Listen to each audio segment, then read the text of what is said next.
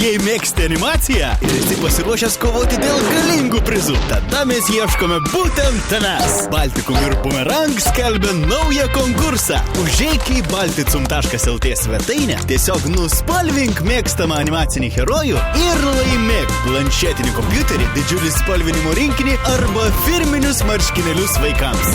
Spalvink ir nesvarbu, kiek tau metų. Visų žaidimo sąlygų ieškok balticum.lt. Trečiadienio balandžio 1 dienos Jurbarko žiniose matysite. Per 4 metų kadenciją valdžia taip ir nesugebėjo jurbarkiečiams rasti švaraus geriamo vandens. Jurbarko gimnazistai kovėsi proto mūšiuose. Jurbarko Vinco Grybo memorialinėme muziejuje eksponuojama Margučių piramidė. Jeigu gatvėje sustabdyto praeivio paklaustumėte, ko trūksta, kad būtų gera gyventi Jurbarke, tikrai būtų įvardinta ne viena priežastis. Tačiau tarp jų be abejonės nuskambėtų 2. Nemalonus kvapas, ypatingai juntamas šiltuoju metų laiku, ir nekokybiškas geriamas vanduo, kuris lyg kiekvienais metais tampa vis sunkiau įsprendžiama valdžios problema.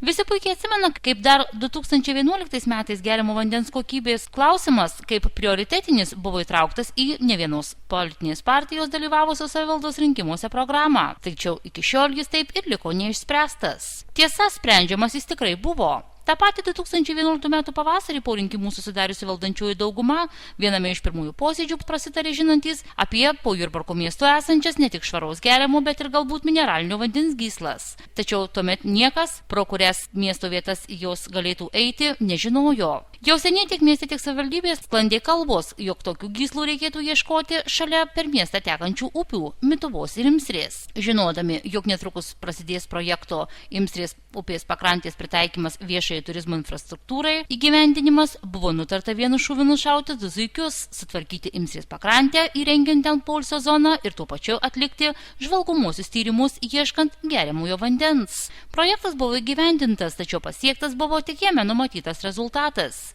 Jurbarko mieste atsirado nauja poilsio zona, per kurią nusidriekė dviračių takas.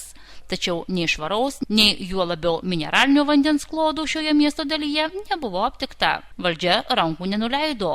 Nors viltis rasti tai, ko Jurbarkui labiausiai tuomet reikėjo, gerokai sumažėjo. Kad šis projektas tuomečiai valdžiai buvo tikrai labai svarbus, rodo ir tai, jog po tais pačiais 2012 metais pradėjo lėkti ir atsakingų šias paieškas valdininkų galvos. Dar nesulaukus Imsrės pakrančių sutvarkymo darbų pabaigos, tačiau paaiškėjus, kad vandens gyslos ieškoma tikrai ne ten, kur reikia, iš vicemero posto, kaip netekęs mero pasitikėjimo, buvo atstatydintas Jonas Bučinskas. Pavaduotojas prarado pasitikėjimą eidamas šias pareigas, nuolatinės intrigos ir nekompetencijas sprendžiant pavestus darbus pagal kuruojamą sritį, pavedimų nevykdymas. Nebalsuokit už šitą mero siūlymą, aš prašau jūs.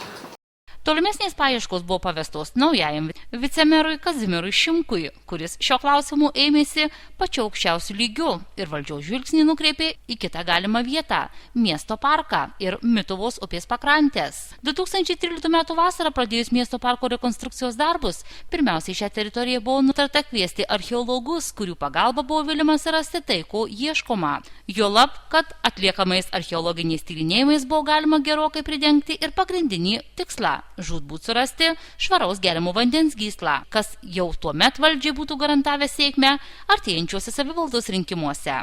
Pirmoji žinia, jog pavyko aptikti tai, ko ieškoma, savivaldybė pasiekė dar tų pačių 2013 metų vasaros pabaigoje.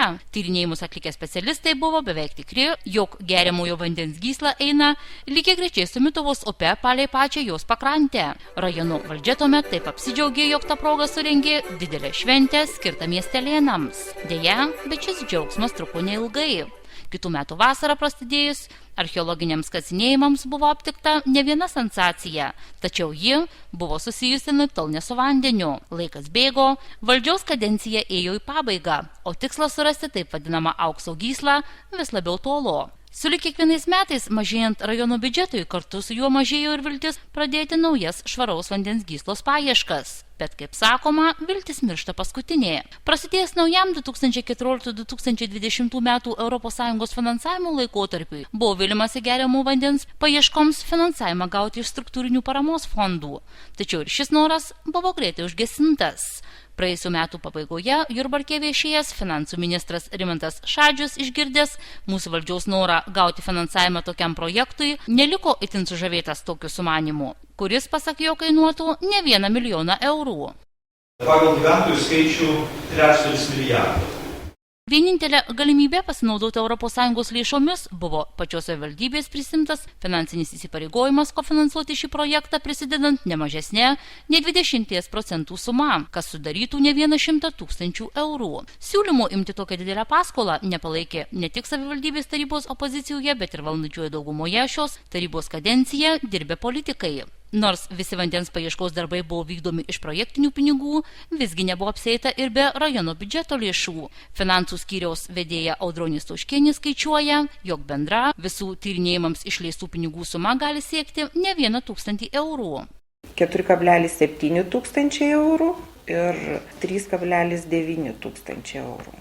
Ar naujoji rajono valdžia kartu su kitais svarbiais klausimais perims ir geriamojo vandens paieškas, kol kas neaišku. Tačiau šiandien, balandžio 1, gavome patikslinimą, jog į praėjusią savaitę tiesioginius merų rinkimus laimėjusios Skirmanto Mockevičiaus ir 4 politinių partijų bei visuomeninių rinkimų komiteto jaunoji karta narių, patekusių į tarybą pasirašytame susitarime dėl bendradarbiavimo, toks punktas nebuvo įtrauktas. Kovo mėnesį Jurbarko Antano Giedraičio Giedriaus gimnazijoje buvo surinktis net 4 proto mūšių kovos, kurios sulaukė didelio gimnazistų susidomėjimo. Nors šią viktoriną parengė miesto gimnazijos pedagogai, istorikas Jonas Laurinaitis, geografė Birutė Pauliukienė ir direktorius pavaduotoja Jolanta Gudelienė, į ją buvo pakviesti ir kitų rajono gimnazijų Eržvilko ir Veliuonos bei Smalininkų technologijų ir verslo mokyklos moksleiviai. Vienas iš proto mūšių sumanytojų ir organizatorių, istorijos mokytojas Jonas Laurinaitis, Jurbarko žinioms pasakojo, jog idėją surengti tokias viktorinas paskatino šiemet minimas 25 metų nepriklausomybės atgavimo jubiliejus. Kadangi Lietuva 90 metais kovo 11 paskelbė nepriklausomybę, atkurianti nepriklausomybę, tai būtent šiemet sukanka 25 metai, kada Lietuva yra nepriklausoma valstybė. Tai būtent tokia kilo idėja, kad gimnazijas organizuoti tokį renginį, bet kad tai nebūtų tik tai, kad tas renginys nebūtų vienetinis, sakysime, atėjai, padainavai, pašokai ir išėjai. Tai kažkokį netradicinį renginį. Tai mes tada padarėm tą 4 tokį, tas konkursas vadinasi, taip, jisai vadinasi protų mūšių, bet mes jį vadinom intelektualiniu konkursu. Pradžiai buvo tik tai, kad mokyklai būtų. Paskui aš pasiūliau, sakau, padarom rajoninį renginį, viską, būtent tai pritarė. Padarėm tą renginį, 4 turai. Renginių buvo padaryta, tokia buvo, matrica padaryta, kad 80% Lietuvos istorija ir iš Lietuvos, ne vien istorija, tai geografija, gamta, ten mokslas, menas ir taip toliau. Ir 20% iš Europos ir pasaulio. Kiekviename iš 4 žaidimo turų dalyvių laukė 5 temos, kuriuose buvo po 10 klausimų. Istorijos mokytojas neslėpė, jog klausimai nebuvo lengvi, tačiau patikino, jog norint atsakyti į kai kuriuos iš jų, teisingai reikėjo tik gerai įsiklausyti į patį klausimą arba pasitelkti per pamokas į kitas žinias. Žaidime galioja tokia taisyklė. Nerašyta, kad negalima duoti, kad atsakytų visų 100%. Jeigu tik tai paleisi šitaip, laisvai paleisi, tai moksleiviai, net suaugę žmonės, iš karto, mes viską žinom, viskas neįdomu. Nereikia iškoti, viskas ir čia mes neturim lygių. Tai šiek tiek buvo, pavyzdžiui, po keletų užduočių, kurias jau buvo pakankamai sunku atsakyti, net saugusiam buvo, sakysime, bet kadangi dalyvavo ne tik tai 9-okai ar 10-okai, bet dalyvavo 12-okai, sakysim, viską, tai jie tuos dalykus eina. Daugelį užduočių buvo net atsakymų, sakysime, kažkur tai špargalkė, jeigu norite, taip įsireiškia nelietuviškai, reiškia, tokia užuomina buvo, sakysime, į kurią galima, sakysime, čia reikia tada atskirai, sakysime, jau ten žiūrėti tas užduotis. O šiaip buvo tai skirtas, tai buvo paprasčiausias žaidimas. O to žaidimų buvo tikslas, tai, kad pirmiausiai, kad pažintų savo kraštą, konkrečiai savo Lietuvą, nes labai daug dalykų nežinau. Sakysim, lygiai tas pats ir geografija, viso šitą, ką mes ėmėme. Mūsų tikslas buvo, kad šiek tiek sudominti, paskatinti, pasidomėti, būtent šitą istoriją savo gimtų kraštų. Pirmą kartą gimnazijoje surengtus protmūšius laimėjo komanda pasivadinusi Digidikovščikai. kurioje žaidė Tadas Karanauskas, Greta Kasparaitytė, Laura Žičkutė, Egidijus Grigolaitis ir Dovilė Bilevičiūtė. Jiems atiteko pagrindinis šio žaidimo prizas – nemokamos pramogos Žirniškių miške esančiame Tankodrome. Antrą vietą iškovojo tos pačios miesto gimnazijos komanda pasivadinusi Usūriniais, o trečioji atiteko Veliuonos Antano ir Jono Juškų gimnazijos komandai Isto Geomus. Be apdovanojimų, kuriuos įsteigė Jurbarko Giedraičio Giedriaus gimnazijos direktorius Alvydas Januškevičius, neliko nei viena komanda. Paklaustas, ar šis intelektualus žaidimas turės tęsinį kitąmet, o galbūt net ir taps tradiciniu, istorijos mokytojas juokaudamas į šį klausimą neatsakė nei taip, nei ne. Pažadėti negaliu nieko, bet mes norėsime pratęsti tą, pažadėti, žinot, jeigu pažadėsi, tai viskas reikia įvykdyti, bet mes pabandysim, mes norim padaryti dar kartą, kad jis būtų toksai tradicinis toksai renginys. Jurbarko Vinco Grybo memorialinis muziejus, pasitikdamas jau šį savaitgalį švęsiamas Šventas Velykas, visus jurbarkiečius kviečia aplankyti muziejuje eksponuojamą Margučių piramidę, kurią Jurbarkan atvežė liaudies menininkai iš Šiaulių Laimutė ir Zenonas Tomkai. Kadangi patys Margučių piramidės autoriai parodos atidarime nedalyvavo, apie juos ir jų darbus Jurbarko žinioms pasakojo muziejaus direktorė Rasa Grybaitė.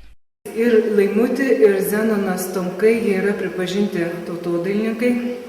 Dalyvauja įvairiose parodose, ne tik tai, kaip minėjau, Auksų vainike, bet ir projektuose, ir Šiaulių miestų šventėse jau užima atitinkamą vietą. Bet jie ne vien tik tai margučius margina ir kaip pats Zenonas pasakojo, tai tas margučių marginimas ir buvimas kartu su margučiu tau yra įdomus ir aktualus ir visa dvasia ir viso ko tik tai būtent prieš velykinių laikotarpių. Rasa Grybaitė pasakojo, jog šią Margučių piramidę jos autoriai Jurbarke jau norėjo eksponuoti ir praėjusiais metais, tačiau šios idėjos buvo atsisakyta dėl vienos labai paprastos priežasties. Pernai metais pasiūlymas buvo jau gegužės mėnesį, tai jau buvo laikas praėjęs po Velykų, bet to, kadangi staiga atsiradusiam tokiam projektui mes nerandam tuščios erdvės, nes taip dažniausiai jau būna suorganizuota ir suprojektuota mūsų veikla. Tai aš sakau, jeigu jūs iškęstumėte iki kitų metų, mes kitais metais tikrai ir paplanuotumėm, ir įtrauktumėm planus ir tai gražiai, bet kaip tik prieš Velykas pavasariniai parodai viską rodyti. Tai be abejo jisai sutiko ir po to neužmiršęs, aš jau buvau beveik primiršusi, ką mes kalbėjom prieš metus, tai jisai paklausė, ar jau tais 2015 metais bus galima eksponuoti.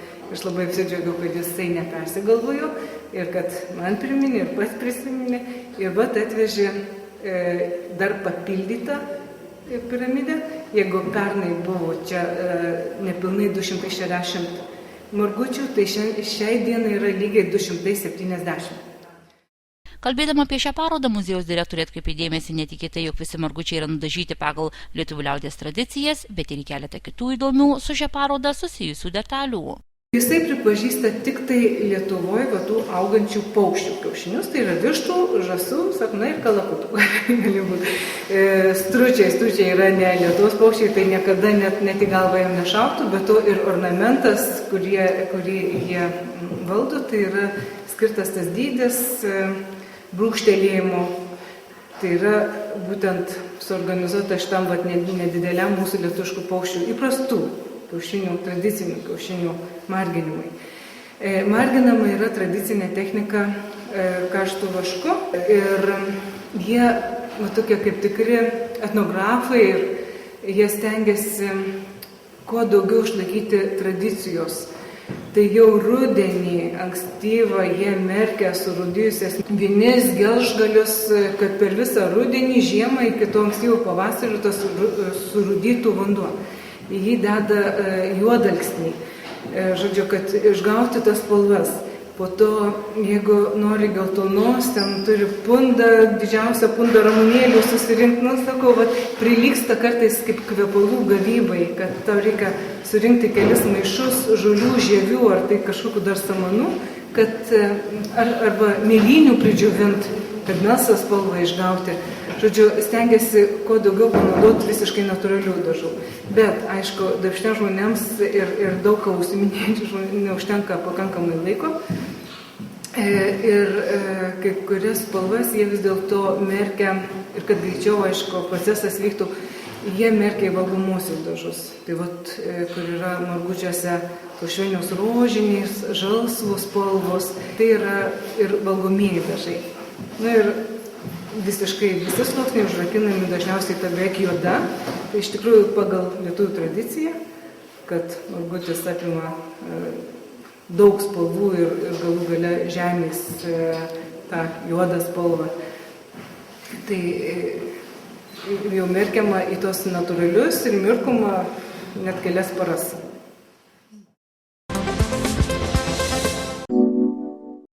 Šiandien išleistoje šviesoje skaitytojams pateikiamos pačios naujausios rajono aktualijos. Pirmajame puslapyje pradėtame straipsnyje rašoma apie paskutinį kovo 4 vykusį paskutinį šios kadencijos savivaldybės tarybos posėdį ir jame svarstytus bei priimtus klausimus. Plačiau apie tai publikacijoje pavadintoje Naujoji koalicija pabandė trinktelėti durimis. Čia pat džiaugiamasi Raudonės krepšinio komandos triumfu pasiektų 6-ojoje Jurbarko krepšinio lygoje, kur finaliai jie susitiko su Vilkų komanda ir nesunkiai ją nugalėjo.